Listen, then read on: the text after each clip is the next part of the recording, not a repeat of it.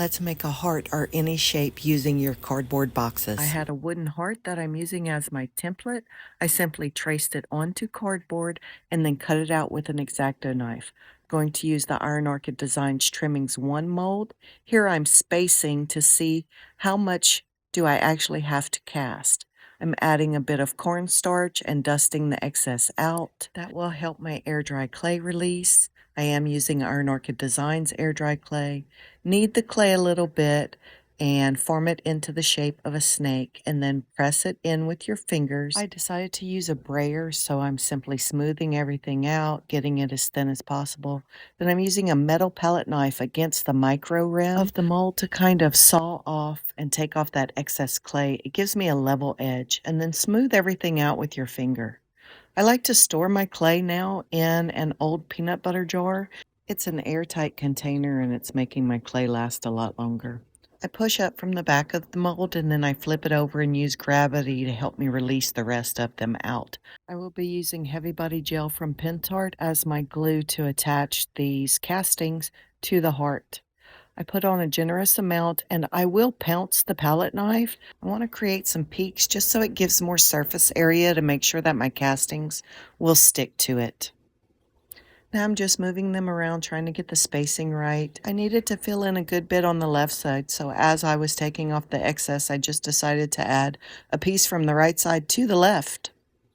And then while the clay is still wet, I use my X-Acto knife to trim off the excess. Smooth everything out, keep trimming until you're satisfied with it, and then allow it to dry overnight. The heart on the top was done on a wooden base and the one on the bottom was done on the cardboard. Now I'm using Wise Owl's Chalk Synthesis paint in cashmere, and I will paint in the entire heart. I will also spritz with a little bit of water just so that my paint will move around easier and get into those crevices.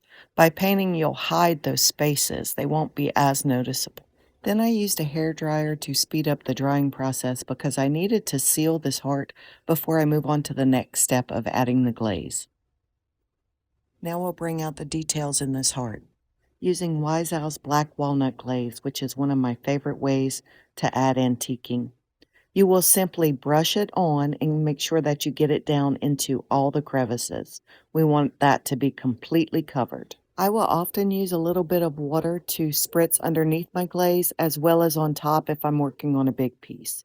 But if it's just a small one, I can usually work fast enough that it won't dry before I'm ready to start wiping off the excess. Simply use a dry rag to wipe off as much or as little as you want. If you keep turning your rag to a clean spot, you will take off more.